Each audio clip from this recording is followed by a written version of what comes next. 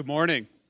My name is David Hoffman. I'm Intel's Director of Security Policy and Global Privacy Officer. Thank you all for coming out this morning for what I know is going to be a fantastic event. First, just one housekeeping note. Unfortunately, due to unforeseen circumstances, Senator Warner is unable to be with us this morning, but we have an incredible group of speakers today. And I want to give you a brief description of what we're going to talk about. This particular event is the culmination of the 5th year of these policy dialogues that Intel has been sponsoring with the Aspen Institute to look at the power of innovation and how it can drive economic growth and what its impact is on the lives of individuals. In this 5th year of these discussions, we've been incredibly fortunate for Aspen and Intel to work with the Bipartisan Policy Center to explore the information revolution, how big data is driving economic growth, and what the implications are in the policy environment. A lot of folks are out there talking about big data, but what we have tried to do is not just focus on the problems that big data can solve and the benefits that we can get from these powerful algorithms, but also to be able to talk about what are the policy changes that we need to be able to make all of this happen. So this need to look at both the science of big data and the policy implications reminded me of a quote from the fantastic book by Harvard economist Edward Glaeser, The Triumph of the City, where he says, the magic of cities comes from the people, but these people must be well served by the bricks and mortar that surround them. Similarly, the magic of big data comes from the individuals to whom that data pertains, and those individuals must be well served by the data. In the same way that cities need to provide clean water, safety, and effective urban planning to provide for individuals to be able to come together and to innovate in these close environments of physical proximity, big data also needs to provide an environment where we create robust privacy, security protections, and access to that information for individuals. To be able to do that, we need to focus both on data science, but also innovation in the area of public policy.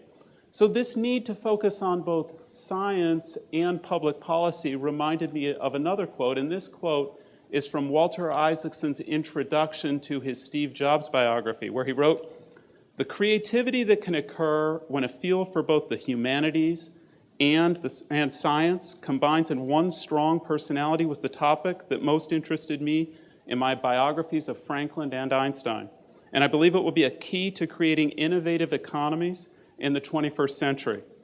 So how better could we kick off this culminating event of our 5th year of this series than actually having Walter Isaacson come and lead a discussion on stage about innovation, entrepreneurship, and how we bring together both science and policy to drive economic growth in a conversation with Steve Case. So without further ado, I would like to introduce Walter Isaacson.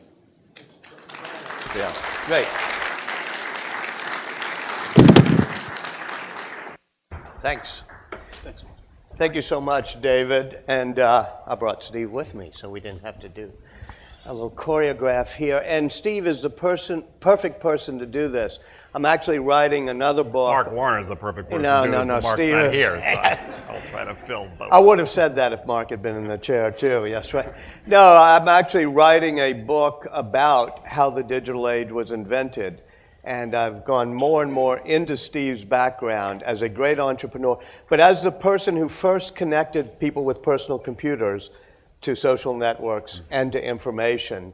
And so I really can't think of anybody better at talking about the innovation economy, the entrepreneurship economy, and the information and data economy than Steve Case. He's also somebody who, after he did so, I did notice a stat that in the 1990s, AOL's return to investors was 11,000%, which was pretty good, proving that you can also tie business and entrepreneurship into this.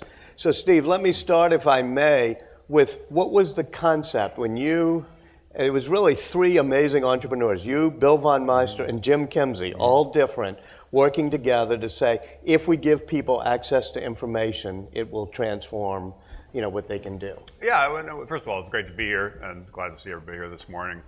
This was 30 years ago when we first got started, so it was not big data, it was small data, maybe no data, because really nobody was online. When we started, only 3% of people were online, and the people who were online an hour a week. And so the idea that someday we'd be part of this new medium and it'd be pervasive and change the world and change people's lives and everybody would be on all the time across multiple devices, multiple networks. That idea 30 years ago was sort of, was viewed as pretty crazy. And it actually took us a decade before we finally got some traction. It was not a overnight thing at all. But the fundamental idea was that if you empowered people and gave them these new tools, they would be able to do things in the future they couldn't do in the past, including being publishers if they wanted. Everybody could have a voice, and now through blogs and Twitter and so forth, that's happening. You can reduce the limitations in terms of people accessing content all around the world, reaching people all around the world. You could change the way things like transactions happen. We saw this yesterday with Cyber Monday, kind of the equivalent of Black Friday, where a lot of people are doing more and more things online. It was how do you build a medium that had the potential to change the world, but it was going to take a while. And as we were talking before, it took us actually 5 years from the time we started to convince PC manufacturers to bundle modems into PCs. Because they said, why would we bundle this in, increase the cost of every PC when only a few people want to get online? And we said, we actually think the main thing people want to do with computers is get online. But it took a while before that became more evident. So it took us a decade to get 1 million subscribers. Thankfully, a decade later, we had 25 million subscribers. But it was a classic case of just a lot of work to put the foundation in place, and then things finally kind of took off. And it was a classic case, too, of people wanting, in the digital age, not just to sit there on a PC, but to share, communicate, form communities, and take the data that you were giving them, because it started with the source, which had everything from movie reviews to stock quotes, and just expand people's access to a larger and larger pool of data, right? Yeah, our bet early on, it was that the killer app was community. It was people interacting with each other. Now people call it social media, but at the time our competitors like CompuServe thought it would be around, or Knight Ridder that was doing some things, thought it'd be around content. Some people, like Prodigy, which is backed in part by Sears, thought it would be around commerce. Other people thought it would be around transactions. We thought it'd be around community. We thought that was going to be the killer apps. We spent a lot of time building things like instant messaging and chat rooms and message boards, things like that, to allow people to interact both with people they already knew, but also with people they didn't yet know but would like to know because they have some shared interest. And that continues to be the case. 25 years ago, over half our usage was related to community. Today, over half the internet is still related to community. Now it's Facebook and Twitter and Snapchat and other things that really are ways for people to stay connected and get connected. So I think it's pretty clear now it was then and will continue to be the killer app. There's many things that people care about, but I think people are fundamentally social animals and want to be connected to other people, and this medium does allow you to do that in new, different, better ways. What did you learn about entrepreneurship then that you think can be applied in your entrepreneurship sort of encouragement today? Well, I think a lot of things. I had a chance in the last few years to reflect on that and also get involved in some other things, including in Washington related to public policy around entrepreneurship, innovation, things like that. And I've also read some of Walter's books, not just Steve Jobs, but Benjamin Franklin, and it sort of gives you a sense of the kind of the history of this country and sort of the story of this country is not just the story of the patriots who forged the democracy, which is important. And you drive around this town, you see all kinds of monuments to them, and deservedly, but also the entrepreneurs who built the companies that built the economy that has resulted in us having the leading economy in the world, which I think is why we're the leader of the free world. It's sort of, and recognizing that story of the last couple of centuries really has been, critical, and the role that entrepreneurship and innovation has played in that story is integral. And it's not a story that's told as I think, well as it should be. So if we want to continue to be the leader of the free world, I think we're going to have the strongest economy. We're going to have the strongest economy. We're going to have the most entrepreneurial economy. We're going to have the most entrepreneurial economy. We need to make sure we have policies in place that make it easier for our entrepreneurs, wherever they might be, not just in Washington, D.C. or Silicon Valley or New York, but anywhere in the country, to get access to the capital necessary, things like crowdfunding, that the Congress passed that law and the President signed it last year. We've got to fix our immigration system so we can win the battle for talent. It's critically important. We've got to fix, I know you're working on this, fix our education system so we're growing the right skill set for people. We've got to get the regulatory environment right around things like big data and many other things so we can really be at the epicenter of the next revolution, which I think is going to be not just creating more internet apps, but using the pervasive aspect of the mobility of the internet to transform things like education and healthcare and a lot of sectors that really need to be changed and are going to create enormous opportunities. How do we make sure the United States remains at the epicenter of that innovation and can continue to kind of lead? So I think it's fundamental to what's built this country, fundamental to the future of this country, and we occasionally celebrate the entrepreneurs who get a lot of the press attention, but there's millions of entrepreneurs out there that are part of this entrepreneurial economy that makes America so unique, and we need to recognize that and celebrate that. Just make it a little easier for them to get started, a little easier for them to scale, and make sure the next big ideas. We kind of led on the agricultural revolution, kind of led on the industrial revolution, kind of led on the digital, kind of information revolution. We need to lead in the next revolution. Otherwise, our economy will start stagnating. And we'll never be able to solve some of the fiscal problems. The debate down the street is, what do we do about entitlements? We probably do need to, kind of rein that in. What do we do about, tax? We probably do need to change that in some kind of way. But the most important thing is, what do we do about growth? And we're not going to get growth unless we have innovation, and we are innovating faster than any other, country in the world. So I saw this arc through the growth of the internet, which was a 25, 30-year kind of journey for me. But that same story has played out time and time again over our nation's history, and needs to continue to play out if we're going to have a country in the future that really is still the beacon of hope and opportunity all around the world. You mentioned just a moment ago the need to have policies and other ways to unleash the power of big data, right, which is the next wave of the information revolution. Expand on that a little. Well, as I said, I think some of the industries it's interesting in that the internet already has changed a lot in terms of, kind of communication services and media and entertainment and financial service and transactions and so forth. But in a lot of ways, it hasn't really changed the things that are most important to us. We really care about learning. We care about being educated. We certainly care about our kids being educated, but also we want to ourselves be educated. And the process of learning, the industry of education, hasn't really changed that much in 100 years. And it's going to. Similarly, healthcare, we want to live long, productive, healthy lives. We want to be energetic and productive, and we certainly want that for our families and loved ones. The process of creating a more personalized approach to health that really is more focused on health and promoting health and encouraging health and facilitating health, not just managing sickness, which is sort of what our healthcare system is an enormous opportunity. And those also are huge industries. Healthcare alone is 1/6 of our economy. So if we're going to revolutionize healthcare, or revolutionize education, or transportation, or government services, a lot of different areas that haven't really changed that much, those are the big growth opportunities over the next 25 years. But they have both challenges and opportunities. And big data is a great example. That the reason we have the opportunity now, we're just on the edge of this reinvention, reimagination of industries like healthcare and education, is because of data. that you basically can take a more personalized approach, whether it be wearable devices that track some different things, or genomics that give you more of a sense of what you're really dealing with in terms of somebody has cancer, for example, what's really going on and what is the right way to intervene.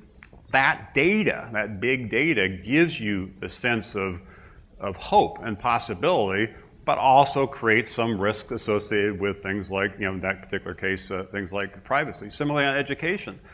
We don't all learn the same way.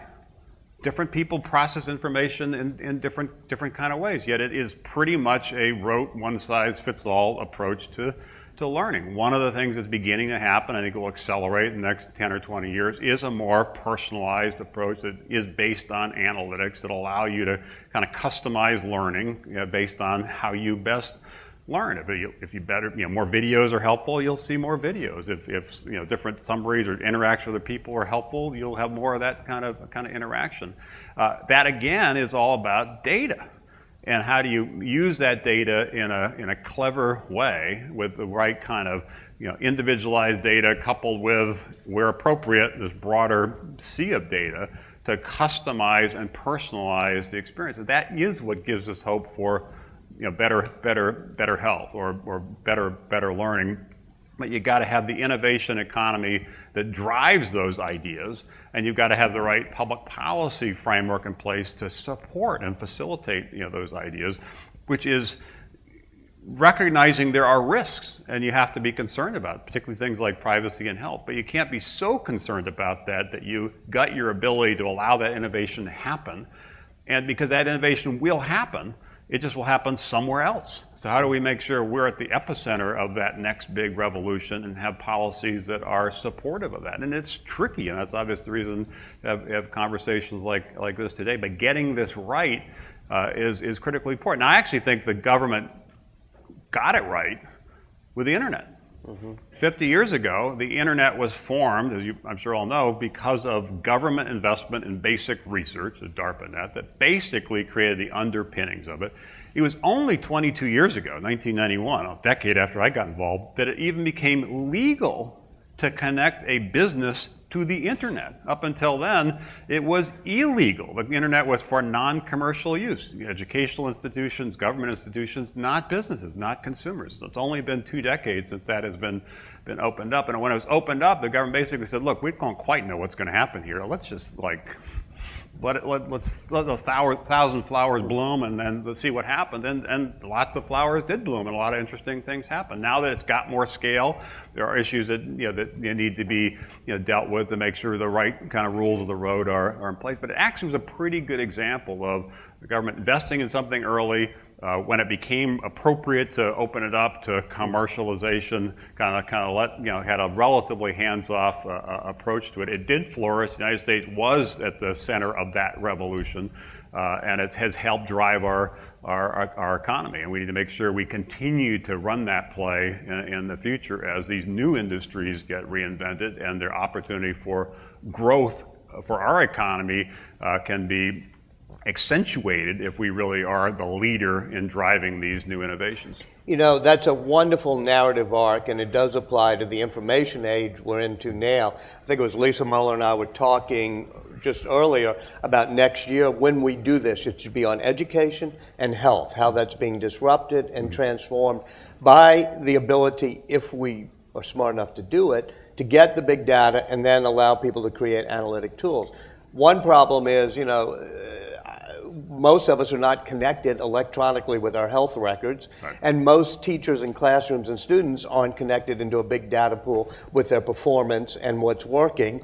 And it's not just privacy issues, there's sort of a general resistance in those two fields to allowing the big analytic tools that would, a good entrepreneur, Todd Park is always trying to right. encourage it, to start up. How would you allow entrepreneurs to have those tools? No, I think we're getting there. These things, revolutions rarely happen overnight.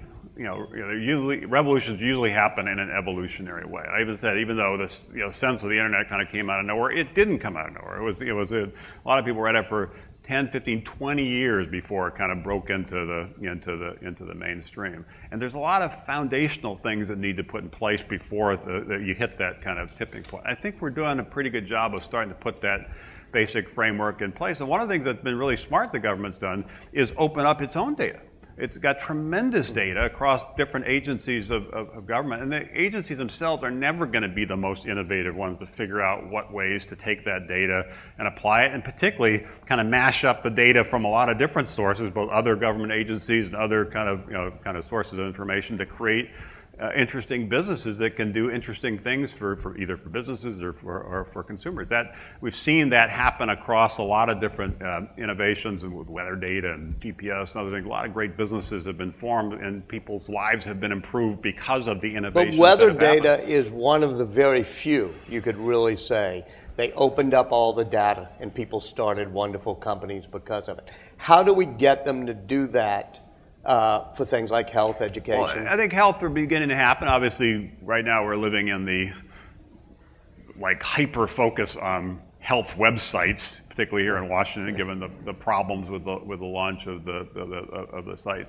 But that may also create an opportunity to recognize that the government is pretty good at setting, in fact, critical in setting the basic framework, the kind of the rules of the road, but isn't the most innovative, most efficient, kind of place to really drive a lot of that innovation. So figuring out ways to, throw more of that stuff out there and let other people, particularly other entrepreneurs with startups, take that and run with it, I think is critically important. I think we're beginning to see that. There's been a lot more data that's been opened up by the government, and that has resulted in lots of different companies. There's a mHealth Summit next week that Esther Dice and other people will be at, and I don't know how many people will be there, but I think it's thousands of people talking about different healthcare startups. And 10 years ago, you could have done that in a pretty small room because there wasn't a lot of people focused on it. Same time, you should recognize that there is a reason why it's harder for startups to innovate in areas like healthcare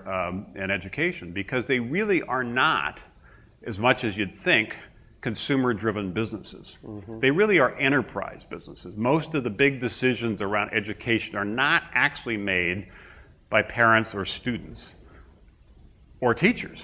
It's made by some institutional buyer that basically decides what to do either in that particular district or what have you. Similarly, healthcare decisions, the big decisions, are not made by patients or doctors. They're made by employers and governments and health plans that basically are the funders of most of our healthcare. So it's a weird dynamic that we as people care deeply about learning, care deeply about health, but actually there's a whole series of intermediaries that basically stand between us and some of those innovations. And as a result, the entrepreneur needs to bring a more of an enterprise mentality, more of a partnership mentality, more of a collaboration mentality. They can't just drop an app in the app store and suddenly be like Instagram that like 100 million people are going to use it. It is more complicated than that, and it's more subtle than that, and will require more time and more patience and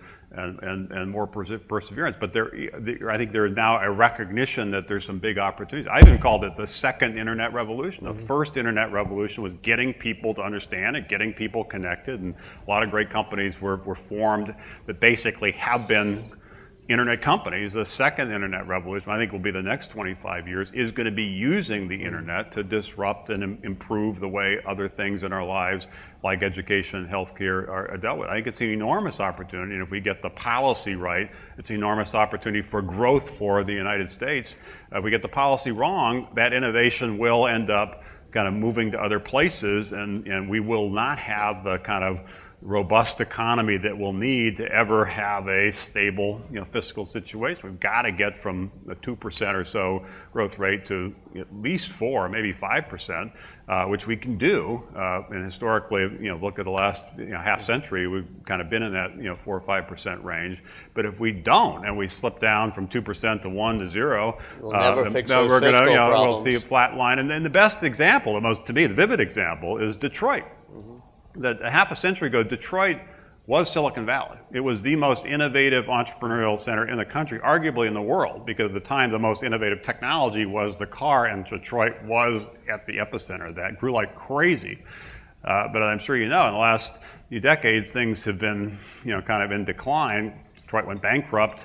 It's lost 65% of its population in the last half century. So it shows that this innovation arc can really build your community and build your region if it's growing. It can really hurt you. And there's no amount of government subsidy or philanthropy that can fill a vacuum when 65% of your people kind of leave your region and your major companies are kind of bankrupt or teetering on bankruptcy. So my last question before we open it up here, because Detroit raises that, is you've been very involved with what's called the rise of the rest, helping other cities, not just Silicon Valley, do it. How will this next phase of the revolution and the big data available help cities that are not normally known as entrepreneurial cities become so? Well, I think it's really important. I love Silicon Valley and celebrate Silicon Valley, and it remains sort of the pride and joy of our nation, sort of the envy of the world, and will continue to be our most vibrant entrepreneurial ecosystem. But I think as a nation, we need to have a more broadly dispersed innovation economy, and we need to support entrepreneurs wherever they happen to be, not if they in a few places. And that has gotten easier for entrepreneurs, in part, particularly in the digital world. You're able to outsource more things, so you can start companies with less capital and with fewer people. And as a result, companies that 10 or 20 years ago you actually needed to go to a big city to be able to get like 1,000 people you needed to do it, you might be able to create that company in other places. And you can also get information and data more easily now.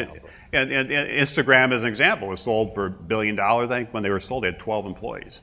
So you could build those kind of companies anywhere. And in this digital world, nobody really knows or cares where you're actually headquartered. They're just like using what you're providing. So that it's gotten a little bit easier, but building up the regional support. One initiative we've been involved in called Startup America, another one called Startup Weekend, is basically designed to create more of that network effect, if you will, more network density in different regions, just to make it a little easier for entrepreneurs, make it a little easier to create a network of entrepreneurs, make it a little easier around networking angel investors. And I think that will help some of these regions develop, and as an overall nation, I think we will be better off if we're not over reliant on a few places and have the innovations happening, whether it be education, healthcare, or other places, happening more broadly through our economy. People then hopefully can decide where they want to live and build a company there or join a company there, and not go where they feel like they have to be if they're going to be able to have an impact. Questions, please. Yes, right here, and then we'll go to the back. There's a microphone, I hope, running towards you or walking towards you. Excuse me, I'm Mitzi Wertheim with the Naval Postgraduate School. I'm very excited about innovation. My father had 90 patents with Bell Labs, so I grew up in that world. What I worry about today is middle-class jobs, and I do think, personally, that IT has eliminated. The whole purpose is to get stuff done with fewer people. That's a great, how do you protect middle-class jobs? I think it's tough, and I think I share the concern that technology has enabled a lot of things, but also replaced a lot of things, and that will continue. Some of the interesting innovations that are coming of age are going to be how you have hybrid solutions, which are not just about technology. Things like education and healthcare are not going to be just about technology. I'm a big fan of digital technology, but I don't think technology can ever replace the need for a teacher or a doctor, but it can supplement it in ways that can improve that experience, improve that outcome, and create a lot of jobs. But it also goes back to this broader entrepreneurial economy. When I say we should have a broader entrepreneurial economy, I'm not arguing for a broader technology economy. There are lots of great businesses and lots of sectors of our economy that also we need innovation in and need to drive a lot of growth. And there's an entrepreneur not too far from here that I met recently that started Sweet Green, which happens to be a salad restaurant business. Guys graduated from Georgetown like 5 or 6 years ago. They wanted healthier food. They created something. Now they have 24 of these things. They have thousands of people working for them. That's a great entrepreneurial story. There's an immigrant entrepreneur, Hamdi Ulukaya, who took over a failed factory in upstate New York 7, 8 years ago, started Chobani Yogurt. billion-dollar business, hired thousands of people. So the innovation needs to happen across the whole economy, not just be focused so narrowly on what the tech companies, particularly the tech companies in Silicon Valley, are doing. That is an important part of it, but it's actually a pretty narrow sliver if you're looking at. And Startup America is not just focused on technology startups, but to give the same answer that Steve did, Ben Franklin would say the way to answer your question is to enable people to start small businesses. And that's what's happening, I think, because of a digital and data revolution. That's not just technology businesses, but in New Orleans, yogurt businesses and whatever. Another example, not far from here in Baltimore, is Under Armour. Again, it started with the idea of a little bit of technology to create a better clothing for athletic wear. Now, multi-billion-dollar company, again, thousands of jobs. So it's a juxtaposition of technology and the real world where I think a lot of innovation will happen.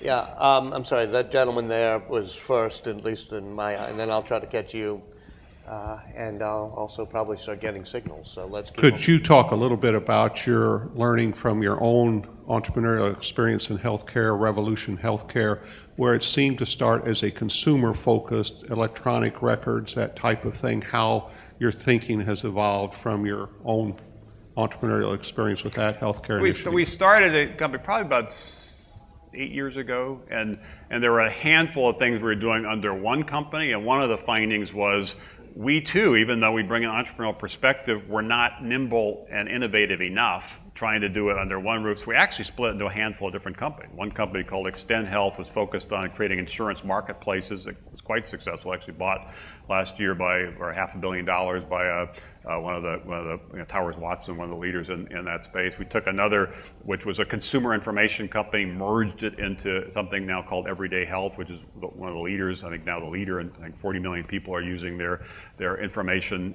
services. We've also invested in some data company, one called Runkeeper, that does a lot of tracking of different fitness activities. So it was, how do you attack these problems in a more focused entrepreneurial way with nimbler kind of startup mentality on each of them, as opposed to try to do it under one roof. But some of it also was a frustration that we felt, I felt particularly, that it was less of a consumer pitch and more of an enterprise pitch than I thought it would be. And it did require more, as I said earlier, more patience and perseverance to break through. Last question, nice light blue tie. I like your tie too. Yes, I'm Tom Risen, reporter with U.S. News. Mr. Case, I'm really curious about your opinion because you were around in the first internet revolution. We seem to be, J.P. Morgan today forecast, that 2014 is going to be good for the stock market. You were around when things were very, very good for tech stocks back before 2000. What is your opinion on how tech stocks are doing right now? And do you think that with this, companies are going public and things are going well, is this a good time for small companies to start up and get funded? Not just tech startups, but is it easier to get funding to start your own business, even if you don't want to go public? And what is your opinion about the stock market right now? I think it's a great opportunity for startups, because one of the things I also learned as AOL got larger, and certainly after we merged with Time Warner, we kind of shifted from being an attacker to being a defender. Mm-hmm. We were, in the early days, really were trying to create something that didn't exist and built it to a certain scale. And when you have a certain scale, you're managing that scale. With AOL, I think we had 10,000 employees. We started with like 20. And with Time Warner, it was 90,000 employees, something like that. And you're more playing defense. You're kind of protecting the status quo, trying to get incremental growth, but more or lose what you don't have. And most of the industries that I talked about are dominated by large companies that are defenders, which create enormous opportunity for attackers. We just have to enable those attackers to improve their odds of success, make it easier to access capital. The Congress did pass last year in a bipartisan way, we talked about earlier, it's Jumpstarting Our Business Startups Act, which the president signed into law, which is, the SEC is now putting the rules in place, but it will legalize crowdfunding so that you don't have to basically hope you have a rich friend to be able to invest in your company, which is what the rules have been for the last 80 years. It democratizes access to capital for for entrepreneurs. I think that's very important, particularly to support the rise of the rest. And networking these companies together to create this network effect that I talked about earlier, I think is also critical. So I think there's enormous opportunity. There's huge industries that are ripe for disruption. The entrepreneurs will lead the charge. They will be kind of attacking and driving that. And I think you'll see a very, as long as we get the right policies in place and things like immigration, we made some progress earlier this year with the Senate. We kind of lost some ground in the last few months. Other things got debated. It has to be fixed. We've got to win this global battle for talent, or we're not going to be well positioned for the future. So I'm optimistic that we can remain the most entrepreneurial nation, and I'm very optimistic about the role startups, entrepreneurs will play in making sure that that happens. But at the same time, I don't want to get cocky or complacent like Detroit did and think that you can kind of rest on your laurels. You constantly have to reinvent yourself, and that's true for companies, also true for nations. Let me end this session by saying that there's nobody better I know in the digital revolution, being in the forefront of reinventing things, than Steve Case. I've watched him do it, whether it be the online world now through the Startup Americas, where he's spreading the gospel, but also walking the walk with things like Revolution. I also want to do, even though I haven't been prompted to, my own personal plug about Intel, which was the company that first started this.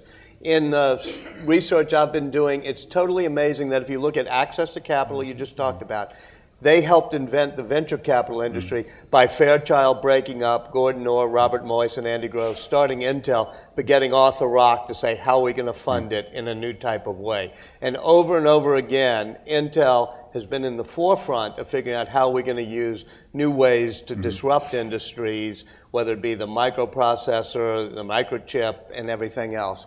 And with that, thank Jason Gramey and my partners at the Bipartisan Policy Center, who are close friends, and introduce Rob Atkinson, if I may, who I think is going to take us to the next level. Is that correct, Robert? Thank you. Bravo. Perfect. Thank you. Okay. Come on up.